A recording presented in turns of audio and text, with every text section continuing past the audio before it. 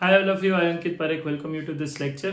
So આપણે આજે વાત કરવાની છે પ્રવાહ વિદ્યુતમાં ટોપિક નંબર 3.9. આ જે છે વિદ્યુત ઉર્જા અને પાવર અથવા તમે એને કાર્ય ત્વરા પણ કહી શકો છો, ઇલેક્ટ્રિક એનર્જી અને પાવર વિશેની ચર્ચા કરવાની છે.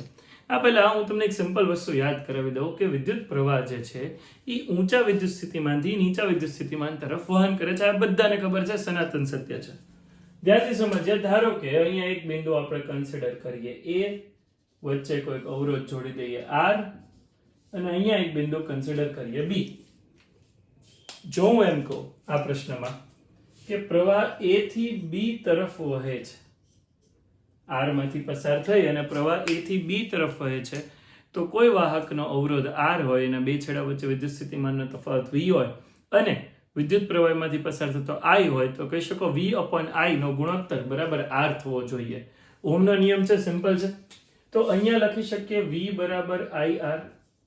પણ પ્રશ્નમાં આકૃતિમાં તમને દેખાય છે કે અહીં પ્રવાહ જે છે, અહીં પ્રવાહ વિદ્યુત પ્રવાહ રાઈટ ક્યાંથી ક્યાં જાય છે? પ્રવાહ A થી B તરફ વહે છે, બરાબર. તેથી કોમન સેન્સની વાત, VA ગ્રેટર ધેન VB થશે.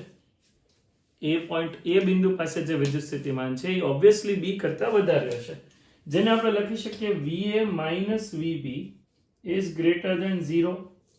VA minus VB is greater than 0. અને ધારો કે હું આ બે છેડા વચ્ચે જે વિદ્યુત સ્થિતિમાનનો તફાવત છે V, એને કહી દઉં છું V બરાબર VA minus VB.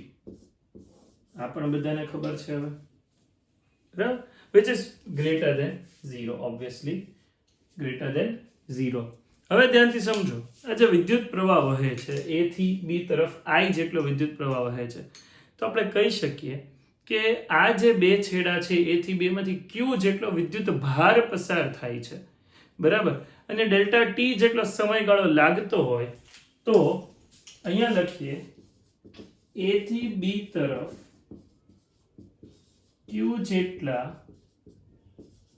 વિદ્યુત ભારના વહન માટે વહન થાય છે, એટલે કે સરેરાશ પ્રવાહ જો I હોય તો Q છેદમાં ડેલ્ટા T. તેથી Q બરાબર I ડેલ્ટા T. Q બરાબર શું થશે? I delta T. હવે Q વિદ્યુત ભારને એક છેડાથી બીજા છેડા સુધી, A બિંદુથી B બિંદુ સુધી લઈ જવા, Q વિદ્યુત ભારને ક્યાંથી ક્યાં? A થી B લઈ જવામાં આવે છે, લઈ જતા, બરાબર. A અને B બિંદુ પાસે વિદ્યુત સ્થિતિમાન અથવા વિદ્યુત સ્થિતિ ઉર્જા કેટલી હશે? બિંદુ A પાસે, બરાબર, Q વિદ્યુત ભારની વિદ્યુત સ્થિતિ ઉર્જા Q into VA હશે. બિંદુ B પાસે Q વિદ્યુત ભારની વિદ્યુત સ્થિતિ ઉર્જા Q into VB હશે, બરાબર. તો આપણે એવું કહી શકીએ કે A થી B તરફ જતા વિદ્યુત સ્થિતિ ઉર્જામાં થતો ફેરફાર, A થી B સુધી જતા વિદ્યુત સ્થિતિ ઉર્જાનો ફેરફાર, જેને હું કહી દઉં છું ડેલ્ટા યુ પોટેન્શિયલ, બરાબર. વિદ્યુત સ્થિતિ ઉર્જાનો ફેરફાર ડેલ્ટા યુ પોટેન્શિયલ જે છે એ થશે અંતિમ વિદ્યુત સ્થિતિ ઉર્જા માઇનસ પ્રારંભિક વિદ્યુત સ્થિતિ ઉર્જા, બરાબર. અંતિમ વિદ્યુત સ્થિતિ ઉર્જા માઇનસ પ્રારંભિક. અંતિમ ક્યાં છે? તો કે અંતિમ બિંદુ B પાસે. આ બિંદુ પાસે પોટેન્શિયલ VB, આ બિંદુ પાસે પોટેન્શિયલ VA. તો VB into Q અથવા Q into VB minus Q into VA, જેમાંથી હું Q કોમન લઈ લઉં છું, VB minus VA, આને લખીએ છે ડેલ્ટા યુ પોટેન્શિયલ. પણ યાર VA minus VB greater than 0, તો મોટામાંથી નાનું માઇનસ કરવું હોય તો આમાંથી એક ઋણ નિશાની કોમન લઈ લો, ડેલ્ટા યુ પોટેન્શિયલ બરાબર minus Q VA minus VB, બરાબર, minus Q VA minus VB. Understood? તો આ જે છે Q ની જગ્યાએ પાછું I ડેલ્ટા T લખી નાખીએ. I delta T VA minus VB delta U potential. બરાબર, આ ડેલ્ટા U પોટેન્શિયલ છે. હવે VA માઇનસ VB ને તો V કીધું છે, તો દોસ્ત આ લખી જ નાખવાનું થાય છે. એમાં કોઈ જ શંકાને સ્થાન નથી કે ડેલ્ટા U પોટેન્શિયલ જે છે, ડેલ્ટા U પોટેન્શિયલ બરાબર minus I delta T into V અથવા માઇનસ IV ડેલ્ટા T, આવું લખીએ. ઓકે, આ સ્થિતિ ઉર્જાનો, વિદ્યુત સ્થિતિ ઉર્જાનો ફેરફાર થયો.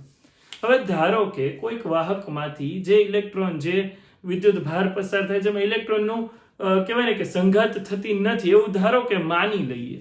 બરાબર, ધારો કે આ વિદ્યુત ભાર સંઘાત અનુભવતા નથી, તેથી ઉર્જાનો કોઈ વ્યય નથી થતો અને ઉર્જાનું સંરક્ષણ થાય છે. હવે આ જે કુલ ઉર્જાનું સંરક્ષણ થતું હોય, તો જે ફેરફાર સ્થિતિ ઉર્જામાં થયો છે એને અનુરૂપ જ ફેરફાર ગતિ ઉર્જામાં થશે ને. અહીંયા સ્થિતિ ઉર્જાના ફેરફારમાં માઇનસ IV ડેલ્ટા T એટલે સ્થિતિ ઉર્જામાં ઘટાડો થયો છે, તો ઓબ્વિયસલી ગતિ ઉર્જામાં વધારો થયો હશે. તો કે આ વિદ્યુત ભારની ગતિ ઉર્જામાં થતો વધારો, જેને કહીએ delta K minus delta U. Delta K બરાબર શું થઈ ગયું? માઇનસ ડેલ્ટા U થયું. બરાબર, ડેલ્ટા K વત્તા ડેલ્ટા U 0, કુલ ઉર્જામાં ફેરફાર નથી થતો, ઓલી બાજુ લઈ ગયા માઇનસ ડેલ્ટા U. ઉર્જા સંરક્ષણનો નિયમ છે. માઇનસ ડેલ્ટા U માં લખીએ minus minus IV delta T, જે પ્લસ IV ડેલ્ટા T થઈ ગયું. આ કોના માટેની વાત કરી યાર મેં? આ ડેલ્ટા K ગતિ ઉર્જા માટેની વાત કરી. ક્યારે? કે આપણે એવું માનીએ કે ધારો કે વિદ્યુત ભારો આંતરિક સંઘાત અનુભવતા નથી, પણ સત્ય હકીકત આપણને તો ખબર છે કે ડ્રિફ્ટ વેગનો આખો કોન્સેપ્ટ, વાહકમાંથી જ્યારે વિદ્યુત પ્રવાહ પસાર થાય છે ત્યારે આ વિદ્યુત ભારો, અથવા આપણે ઇલેક્ટ્રોનની વાત કરીએ, they are cold charge carriers, વિદ્યુત ભાર વાહકો છે, સતત એકબીજા સાથે સંઘાત અનુભવે છે. અને આ સંઘાતના કારણે પરમાણુઓ જે છે પોતાની ઉર્જા વહેંચી દે છે, અમુક પ્રમાણમાં ઉષ્મા પણ ઉત્પન્ન થાય છે. તો આ ઉષ્મા સ્વરૂપે જે ખર્ચાતી ઉષ્મા છે, આ જે વ્યય છે, ક્યાં જોવા મળે છે એ આપણે લખી દઈએ. એટલો પાર્ટ તમે એકવાર પ્રોપરલી લખી નાખજો થિયરી પોઈન્ટ ઓફ વ્યૂથી. બરાબર, હું આનાથી આગળ કરું છું, લખી લેજો તમે યાર. Okay, fine.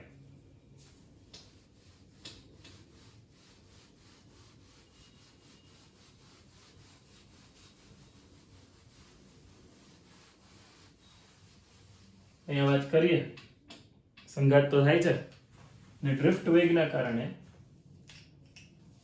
બરાબર, આપણે તો ખબર છે કે ભાઈ ઇલેક્ટ્રોન જે છે એ સંઘાત અનુભવે છે અને આ ગતિ પ્રવેગી ગતિ નથી, પરંતુ સરેરાશ વેગ જે આપણે કન્સિડર કર્યો છે આગળના લેક્ચર્સમાં, એને ડ્રિફ્ટ વેગથી, ડ્રિફ્ટ કરીને જે અનુભવે છે, ડ્રિફ્ટ વેગથી ગતિ કરે છે.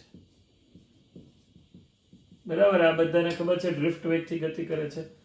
તો બેઝિકલી એની ગતિ ઉર્જામાં થતો જે વધારો છે એ કોઈક કાર્ય સ્વરૂપે અહીંયા કન્વર્ટ થશે, જે અહીંયા ઉષ્મા સ્વરૂપે બરાબર વિખેરિત થાય છે, એવું કહી શકાય કે ગતિ ઉર્જામાં થતો સંઘાતને કારણે ગતિ ઉર્જાનો જે ફેરફાર છે, ગતિ ઉર્જાનો ફેરફાર ડેલ્ટા K,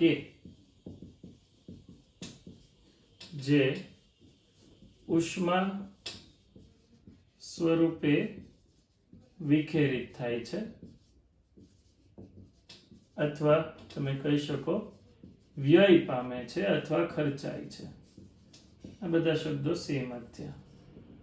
બરાબર, તો એ કેટલો પાવર છે, સોરી કેટલી ઉર્જા છે? W, જેને આપણે W કહીએ છીએ, delta K IV delta T.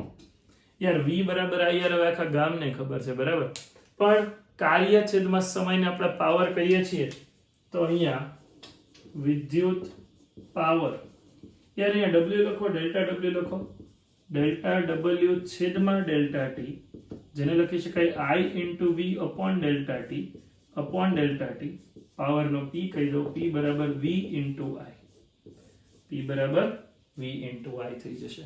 Okay, V બરાબર IR, હવે V બરાબર IR મૂકતા અહીંયા જવાબ આવશે P બરાબર I square R. કેમ IR into I? તો I square R થઈ જાય ને. R જે છે અવરોધ છે, જે અચળ છે, બરાબર. આપણે એક બીજી વસ્તુ પણ સમજીએ કે યાર ઇલેક્ટ્રોલાઇટ સેલ હોય, વિદ્યુત કોષ જેને આપણે કહીએ છીએ, કેમિસ્ટ્રીમાં પણ તમે ભણો છો, એમાં જે વિદ્યુત રાસાયણિક ઉર્જા છે જેની મદદથી વિદ્યુતભાર વાહકો ગતિ કરે છે, દ્રાવણની અંદર આયનોના કારણે આ ગતિ જોવા મળે છે, વાહક તારની અંદર ઇલેક્ટ્રોનના કારણે આ ગતિ જોવા મળે છે, જે બળને વિદ્યુત ચાલક બળ કહીએ છીએ. આગળ આપણે આ પણ સમજવાનું છે. તો આ વિદ્યુત રાસાયણિક કોષની સાથે જ્યારે તમે કોઈક આર અવરોધ એટલે કે ચલો ને એક બલ્બ જોડી દઈએ, તો બલ્બમાંથી વિદ્યુત પ્રવાહ પસાર થશે, I square R અનુસાર ઉષ્મા ઉત્પન્ન થશે. આ બલ્બની ફિલામેન્ટ ગરમ થશે, જે બલ્બમાં ભરેલા વાયુને ગરમ કરશે, પરમાણુઓ ઉત્તેજિત અવસ્થામાં જશે, પાછા આવશે અને વિદ્યુત ચુંબકીય તરંગોનું ઉત્સર્જન કરશે, basically in the form of light radiation.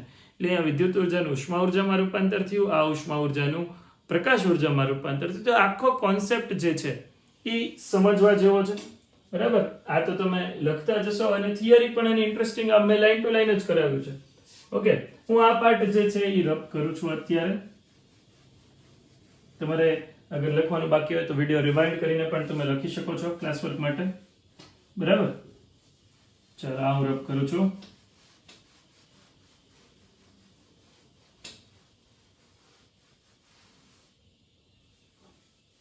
સમજીએ વિદ્યુત રાસાયણિક કોષ માટેની આપણે વાત કરીએ છીએ. આ સમજીએ તો કે ધારો કે યાર આ પોઝિટિવ એન્ડ છે, ઇલેક્ટ્રોડ જેને કહીએ છીએ, આ નેગેટિવ ઇલેક્ટ્રોડ છે, બરાબર.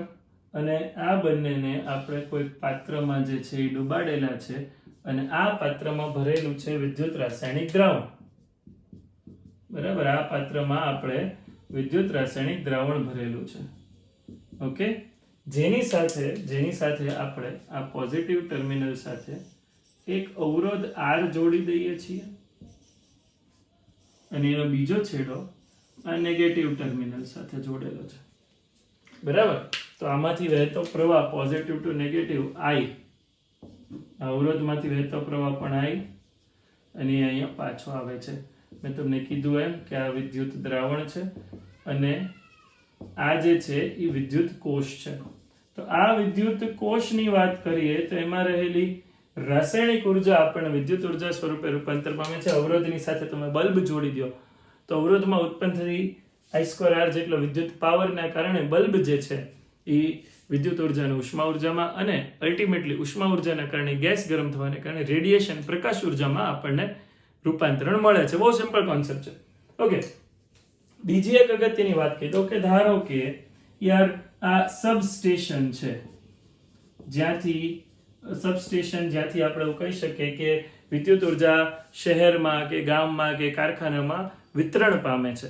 તો સબસ્ટેશનથી તમારા ઘર સુધી, બરાબર, આ કંઈક ઘર છે, કહી દઉં આવું હું લખી દઉં ને એટલે હું કન્ફ્યુઝન ન થાય. આ સબસ્ટેશનથી વિદ્યુત ઉર્જા જે વહન પામે છે, તો આ લોંગ ટ્રાન્સમિશન લાઇન છે, ધ્યાનથી સમજજો, લોંગ ટ્રાન્સમિશન લાઇન. હવે આ લોંગ ટ્રાન્સમિશન લાઇનનો અવરોધ હું RC કહી દઉં, C ફોર સર્કિટ, બરાબર. લોંગ ટ્રાન્સમિશન લાઇનનો અવરોધ આપણે કીધે RC. તો એમાં પણ ઉષ્માનો વ્યય થશે. કેટલો વ્યય થશે? તમે જે સોર્સનો પાવર જે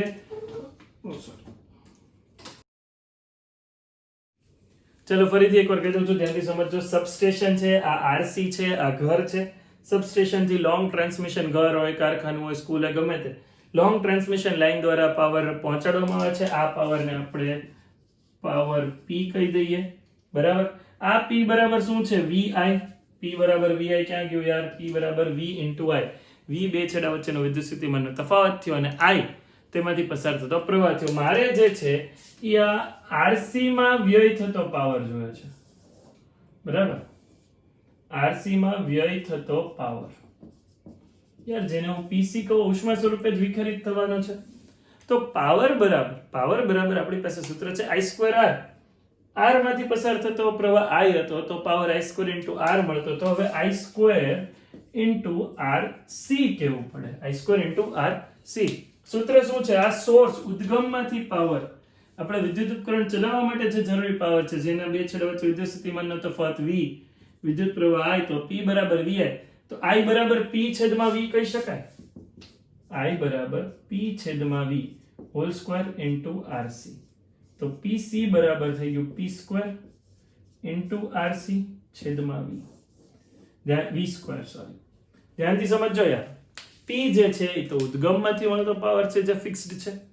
RC તો ટ્રાન્સમિશન લાઇનનો અવરોધ છે જે પણ ફિક્સ છે. તો કહી શકાય PC is inversely proportional to V². તો જેટલો બે છેડા વચ્ચેનો વોલ્ટેજ ઊંચો રાખ્યો હોય તમે, એટલો પાવર વ્યય ઓછો થશે. આ બંને PC ચલે છે 1/V², એટલે ઊંચા વોલ્ટેજ માટે નીચો પાવર વ્યય મળે છે. બરાબર, પાવર વ્યય ઓછો થશે. યાર આના આધારિત એક આખો કોન્સેપ્ટ ટ્રાન્સફોર્મર, બરાબર, એ તમારે એસી પ્રવાહ માટે આપણે એક આખું ચેપ્ટર આવશે, એમાં સમજવાનું છે. Step up transformer, step down transformer. પણ અત્યારે તમને એટલું તો ખબર પડે કે ટ્રાન્સમિશન લાઇન હોય, જેટલા બે છેડા વચ્ચેના વોલ્ટેજ હું ઊંચા રાખીશ એટલો પાવર વ્યય નીચો થશે. તો આ જે છે એ આખી જ વાત હતી વિદ્યુત ઉર્જા, વિદ્યુત પાવર, કાર્ય ત્વરા, ઉદ્ગમનો પાવર અને વ્યય થતો પાવર. તો લખી લેજો યાર તમે સ્ટેપ બાય સ્ટેપ. ઓકે,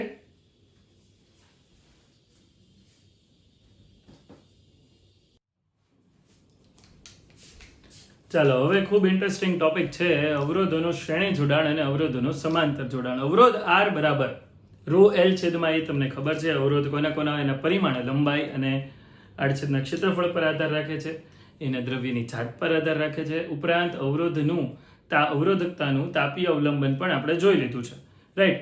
હવે મારે જે કહેવાનું છે એ છે અવરોધોનું શ્રેણી જોડાણ. હા, અવરોધનું શ્રેણી જોડાણ. અત્યારે જે આપણે વાત કરીએ જ ને યાર, એ વિદ્યુતીય અવરોધની છે, બરાબર. આગળ આપણે જે છે એ ઉષ્મીય અવરોધ વિશે પણ શ્રેણી જોડાણ અને સમાંતર જોડાણ જોયેલું છે ધોરણ 11માં. હવે બે વિદ્યુતીય અવરોધની વાત કરીએ. એક બિંદુ A, એક અવરોધ R1 અને એક અવરોધ R2, બરાબર, અને આ બિંદુ B. બે અવરોધો છે R1 અને R2. અને જો હું એવું કહી દઉં તમને યાર કે આ પોઈન્ટ ઉપર પોટેન્શિયલ વિદ્યુત સ્થિતિમાન VA છે, આ પોઈન્ટ ઉપર VB છે અને VA ગ્રેટર ધેન VB, તો નાનો છોકરો પણ કહી શકે કે અહીંયા વિદ્યુત પ્રવાહનું વહન A થી B તરફ થતું હશે. તમે એક વસ્તુ નોટિસ કરજો યાર કે R1 અને R2 માંથી બંને શ્રેણી જોડાણમાં છે, તો બંનેમાંથી પસાર થતો પ્રવાહ જે છે એ સમાન જ હોવાનો છે, રાઈટ. તો આના બે છેડા વચ્ચે, અહીંયા બે છેડા વચ્ચે વિદ્યુત સ્થિતિમાનનો તફાવત V1, જેને આપણે IR1 કહીએ છીએ. આના બે છેડા વચ્ચે વિદ્યુત સ્થિતિમાનનો તફાવત V2, જેને IR2 કહીએ છીએ. કોમન સેન્સની વાત એ છે કે VA minus VB, VA minus VB ને આપણે કહી દઈએ છીએ V, બરાબર, કુલ વિદ્યુત સ્થિતિમાનનો તફાવત. VA માઇનસ VB ને આપણે કહી દઈએ છીએ V, કુલ વિદ્યુત સ્થિતિમાનનો તફાવત. તો હવે એક તો વસ્તુ ક્લિયર છે ને, અહીંયા V1 છે, અહીંયા V2 છે, તો ટોટલ V થશે V બરાબર V1 વત્તા V2. V બરાબર શું થશે? V1 વત્તા V2. ઓકે, આને એક મિનિટ સાઈડમાં રાખું છું. હવે મારે જે સમજવું છે એ છે શ્રેણી જોડાણનો સમતુલ્ય અવરોધ, ઇક્વિવેલન્ટ રેઝિસ્ટન્સ. અહીંયા શું લખું છું ધ્યાનથી સમજો યાર. શ્રેણી જોડાણનો સમતુલ્ય અવરોધ, બરાબર. સમતુલ્ય અવરોધને કહેવાય છે ઇંગ્લિશમાં ઇક્વિવેલન્ટ રેઝિસ્ટન્સ. ધારો કે હું એને RS કહી દઉં, તો RS નો અર્થ એવો થાય કે R1 અને R2 બંને તમે કાઢી નાખો, અહીંથી R1 અને R2 બંને કાઢી નાખો અને A અને B ના બે છેડા વચ્ચે માત્ર એક જ અવરોધ લગાડો, જેનું નામ રાખ્યું છે RS. બરાબર. પણ આ અવરોધ એવો છે કે અહીંયા VA છે, અહીંયા VB છે અને R1 R2 બંને કાઢી નાખવા છતાં પરિપથમાં પ્રવાહ બદલાતો નથી. બે છેડા વચ્ચે વિદ્યુત સ્થિતિમાનનો તફાવત તો આ છે VA - VB = V. તો અહીંયા V બરાબર થાય IRS. V બરાબર થાય IRS. હવે અહીંયા જુઓ તો યાર V બરાબર શું છે? V1 + V2. આપણી પાસે V1 ની કિંમત છે, V2 ની કિંમત છે, V ની કિંમત છે. આમાં જો આપણે મૂકી દઈએ, બરાબર, આ V1 V2 અને V ની કિંમત આ સમીકરણ V બરાબર V1 + V2 માં મૂકી દઈએ તો મને કંઈક સૂત્ર આવું મળે, IRS બરાબર IR1 + IR2. સમતુલ્ય અવરોધ એને જ કીધો કે જોડવાથી R1 R2 બંને કાઢી અને એક અવરોધ જોડ્યો તો પણ પ્રવાહ બદલાતો નથી. તો I ઉડી જાય છે યાર, IRS I common, R1 + R2, I અને I કટ, તો RS = R1 + R2 થશે. ધારો કે યાર આવા 1 2 નહીં 3 અવરોધ જોડેલા છે, બરાબર. આ A અને B વચ્ચે ધારો કે 1 2 3 અવરોધ જોડેલા છે, R1 R2 R3 અને આ B પોઈન્ટ. અને મેં તમને કીધું એમ વિદ્યુત સ્થિતિમાનનો તફાવત ઈ જ રાખે. તો હવે નવો સમતુલ્ય અવરોધ કેટલો થશે આના વચ્ચે? તો એની કિંમત પણ RS બરાબર થવી જોઈએ R1 + R2 + R3. 3 અવરોધોના જોડાણ માટે. આમાં 2 અવરોધો હતા, આમાં કેટલા અવરોધ જોડેલા છે યાર? 3 અવરોધો. આ 3 અવરોધોનો જોડાણ માટે અગર આપણે સેમ ધારો કે I પ્રવાહ પસાર થતો હોય તો RS બરાબર થશે R1 + R2 + R3. તો n અવરોધો જોડેલા હોય, n અવરોધોના જોડાણ માટે સમતુલ્ય અવરોધ RS R1 + R2 + R3 ટપકા ટપકા RS થશે. આ વિદ્યુતીય અવરોધની વાત છે. ધારો કે આ બધા અવરોધ સરખા હોય તો સ્પેશિયલ કેસ લઈએ. ધારો કે R1 બરાબર R2 બરાબર ટપકા ટપકા બરાબર RN બરાબર R.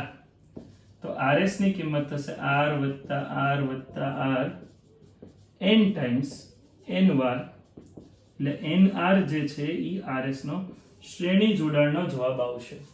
તો આજે મેં ચર્ચા કરી શ્રેણી જોડાણ માટે કરી. હંમેશા યાદ રાખજો, શ્રેણી જોડાણમાં દરેક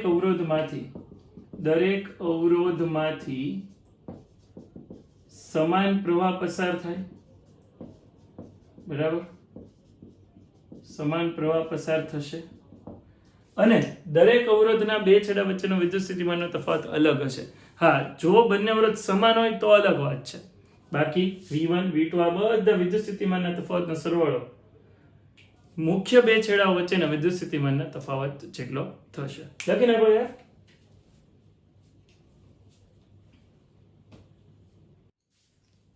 જો યાર સમજીએ અવરોધોનું સમાંતર જોડાણ. સમાંતરને ઇંગ્લિશમાં કહેવાય છે પેરેલલ કોમ્બિનેશન. બે અવરોધથી જ શરૂઆત કરીએ. ધારો કે બે અવરોધ જે છે એ કંઈક આવી રીતે જોડેલા છે. એક અવરોધ R1 અને એનો છેડો આ એક છેડો A, બરાબર, આ છેડો B. આ સમાન બીજા છેડાઓ જે છે એની વચ્ચે જ તે આપણે R2 જોડીએ છીએ. તમે જુઓ તો R1 અને R2 બંને સમાન છેડાઓ છે જેની વચ્ચે A અને B બંને સમાન છેડાઓ છે જેની વચ્ચે R1 અને R2 અવરોધો જોડેલા છે.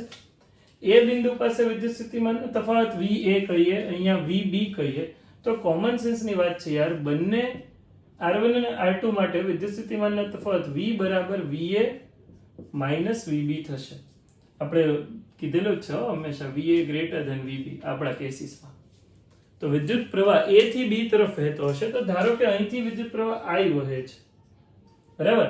તો R1 અને R2 માં બે ફાટા પડશે અને અહીંયા વિદ્યુત પ્રવાહ આવશે I1, અહીંયા વિદ્યુત પ્રવાહ આવશે I2. પાછા આ બિંદુ પાસે I1 અને I2 ભેગા થઈ, બરાબર, એ મૂળ એટલો જ વિદ્યુત પ્રવાહ I બનાવી દેશે. આ જે ફાટા પડેલા છે I1 અને I2 ભેગા થઈ અને I બનાવી દેશે. આને આમ તો કિર્ચોફનો પ્રથમ નિયમ કહેવાય. નેક્સ્ટ લેક્ચરમાં આપણે કિર્ચોફનો પ્રથમ અને બીજો નિયમ જે છે એ સમજવાનો છે. તો અહીંયા આના ઉપરથી એટલું તો મને ક્લિયરલી સમજાય છે કે I બરાબર I1 + I2.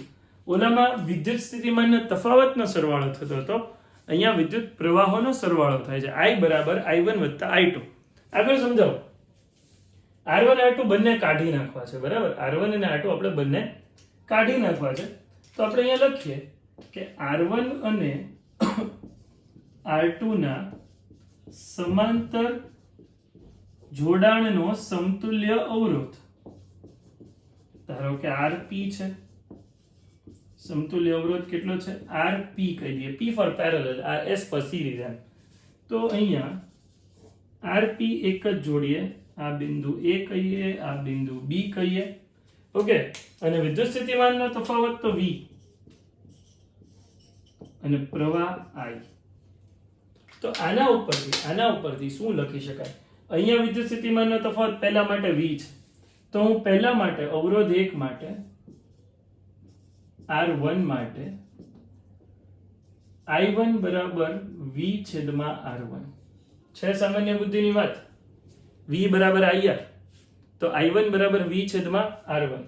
અવરોધ 2 માટે એટલે કે R2 માટે I2 બરાબર V છેદમાં R2. અને એવી જ રીતે અહીંયા I બરાબર RP માટે I બરાબર V છેદમાં RP. આપણી પાસે I1 નું સૂત્ર આવી ગયું, I2 નું સૂત્ર આવી ગયું, અને I નું પણ સૂત્ર તારવી લીધું. તો કિંમત આમાં મૂકી દઈએ. I1 ની કિંમત આમાં ઠપકારો, I2 ની કિંમત ઠપકારો, અને I ની કિંમત એ ઠપકારો. તો તમારી તારવણી કંઈક આવી બનશે. અહીંયા I બરાબર I1 વત્તા I2.